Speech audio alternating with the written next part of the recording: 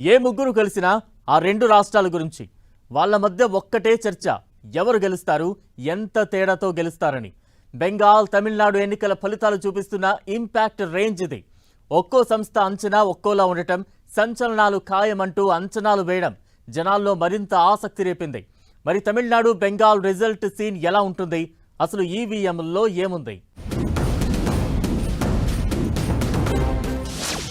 బెంగాల్, తమిళనాడు ఫలితాలపై ఉత్కంఠ. దేశం చూపు మొత్తం ఆ రెండు రాష్ట్రాలపైనే. 5 రాష్ట్రాల ఎన్నికల ఫలితాలకు కౌంట్ డౌన్. ఎగ్జిట్ పోల్స్తో జనాల్లో పెరిగిన ఎగ్జైట్మెంట్. ఈవీఎంలలో ఏముంది? Exit polls నిజమయ్యేనా?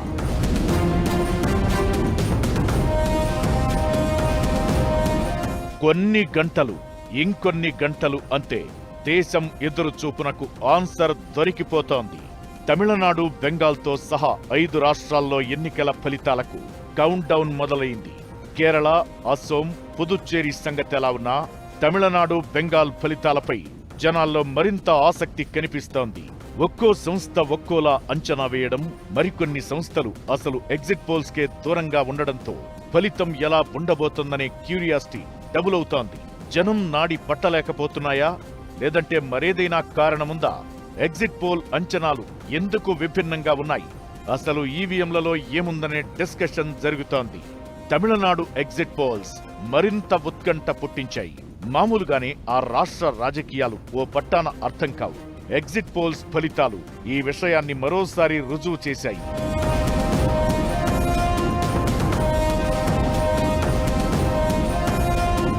తమిళనాడు ఓటరు నాడి పట్టుకోవడం సర్వే సంస్థలకు ఈసారి కత్తిమీద సాములా మారింది. రాష్ట్రంలో త్రిముఖ పోటీ ఖాయమని ఎగ్జిట్ పోల్స్ అంచనాల్లో తేలింది. యాక్సిస్ మై ఇండియా అయితే విజయ్ పార్టీదే అధికారమంటూ జోస్యం చెప్పడం అరవ రాజకీయాల్లో భూకంపం పుట్టించింది.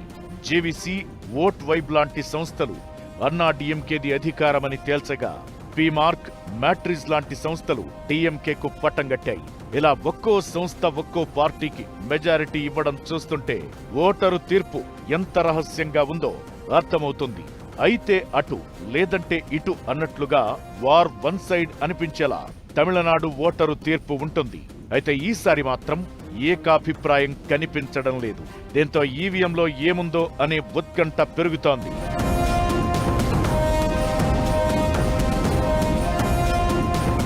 ఇక బెంగాల్లోనూ దాదాపు ఇలాంటి పరిస్థితే కనిపిస్తోంది. స్వాతంత్ర్యం తరువాత ఆ రాష్ట్రంలో రికార్డు స్థాయిలో పోలింగ్ నమోదయ్యింది. పెరిగిన పోలింగ్ అధికార పార్టీకి అనుకూలమా, వ్యతిరేకమా అనే చర్చ జరుగుతోంది.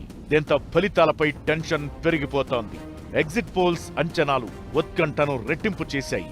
ఒక్కో ఎగ్జిట్ పోల్ ఒక్కోలా ఉంది.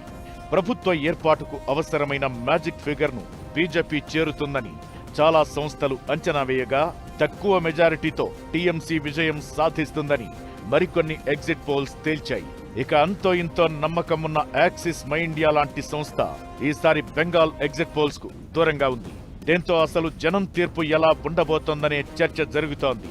అటు బీజేపీ, ఇటు టీఎంసీ ఎవరికి వారు విజయం తమదే అని ధీమాగా చెబుతున్నా ఈవీఎంల్లో ఏముందనేది హాట్ టాపిక్ గా మారింది.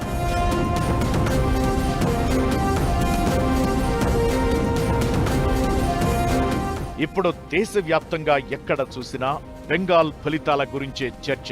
పొలిటికల్ సర్కిల్స్, విశ్లేషకుల మధ్య కాదు, ఎక్కడ నలుగురు ఒక్కచోట కలిసినా దీని గురించే డిస్కషన్. బెంగాల్లో జరిగింది ఎన్నికలు కాదు, యుద్ధమంటూ సోషల్ మీడియా అయితే హోరెత్తిపోతోంది.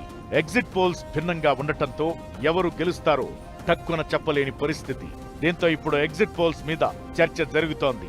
ఓటరు నాడి పట్టలేకపోతున్నారా, ఓటరును అర్థం చేసుకోలేకపోతున్నారా, ఎందుకిలా అనే డిస్కషన్ నడుస్తోంది.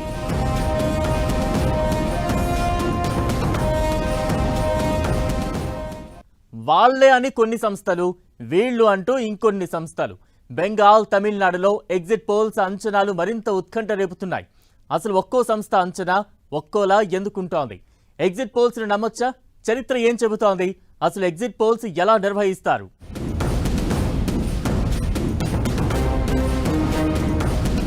అంచనాలు నిజమవుతాయా, ఫ్లాప్ అవుతాయా అనేది ఎలా ఉన్నా ఎన్నికలవగానే ఎగ్జిట్ పోల్స్ మీద ఎక్కడ లేని ఆసక్తి కనిపిస్తుంది.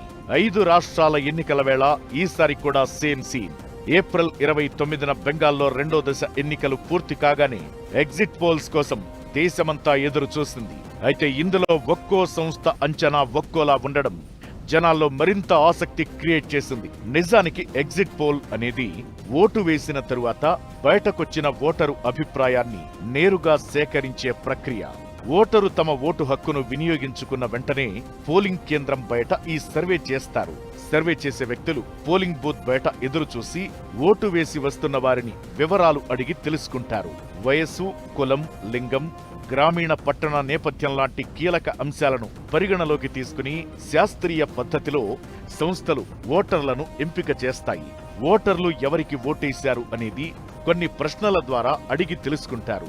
ఆ తరువాత ఆ డేటాను గణాంక నమూనాలతో విశ్లేషించి ఏ పార్టీకి ఎన్ని సీట్లు వస్తాయో ఒక అంచనాకు వస్తారు. అదే ఎగ్జిట్ పోల్స్. బెంగాల్లో, తమిళనాడులో కొన్ని పోలింగ్ సంస్థలు వెంటనే వాళ్ళు రిజల్ట్స్ ఎందుకు ఇవ్వలేదంటే వాళ్ళు ఏదో రకంగా ఇంకా లాస్ట్ మినిట్ కూడా మార్పులు ఉన్నాయేమో ఆలోచించి కరెక్ట్ సర్వే చేద్దాం అనే అభిప్రాయంతో వాళ్ళు వెంటనే ఆ సాయంకాలం రిలీజ్ చేయలేదు. అందువల్ల ఆలస్యం వల్ల వాళ్ళు కూడా చెప్పుకోవటం ఏంటంటే మాకు తగిన ఇన్ఫర్మేషన్ రాలేదు, లాస్ట్ మినిట్ వచ్చి మేము తొందరగా పెడితే కొన్ని ప్రాబ్లమ్స్ వస్తాయి. అయితే పశ్చిమ బెంగాల్ ఎగ్జిట్ పోల్స్ కు యాక్సిస్ మై ఇండియా సంస్థ దూరంగా ఉండటం ఆసక్తి రేపుతోంది. ఓటర్లలో 70% మంది తమ మనసులో మాట చెప్పడానికి ఒప్పుకోలేదని, డేటా లేదంటూ ఎగ్జిట్ పోల్స్ కు దూరంగా ఉన్నారు. యాక్సిస్ మై ఇండియా నిర్ణయంపై ఇప్పుడు కొత్త చర్చ మొదలైంది. ఎన్నికల సరళిని, ఓటర్ల నాడిని ముందుగానే పసిగట్టేందుకు సర్వేలనేవి ఒక అంచనా సాధనంగా ఉపయోగపడతాయి. అయితే ఇవి ఎల్లప్పుడూ ఖచ్చితమైనవి కావు. గత ఎన్నికల చరిత్రను పరిశీలిస్తే చాలాసార్లు ఎగ్జిట్ పోల్ అంచనాలు తుది ఫలితాలకు పూర్తి భిన్నంగా వచ్చాయి. శాంప్లింగ్ లోపాలు, ఓటర్లు తమ అసలు ఎంపికను చెప్పడానికి ఇష్టపడకపోవడం, చివరి నిమిషంలో ఓటర్ల నిర్ణయాలు మారడం లాంటివి దీనికి కారణాలుగా కనిపించాయి. ఇదంతా ఎలా ఉన్నా ఫలితాలు రావడానికి ఇంకొన్ని గంటలు మాత్రమే సమయం ఉంది. దీంతో జనాల్లో ఉత్కంఠ పీక్స్కు చేరింది. ఎవరు గెలుస్తారు, ఎంత తేడాతో గెలుస్తారని ఇప్పుడు జనాల్లో ఒక్కటే డిస్కషన్.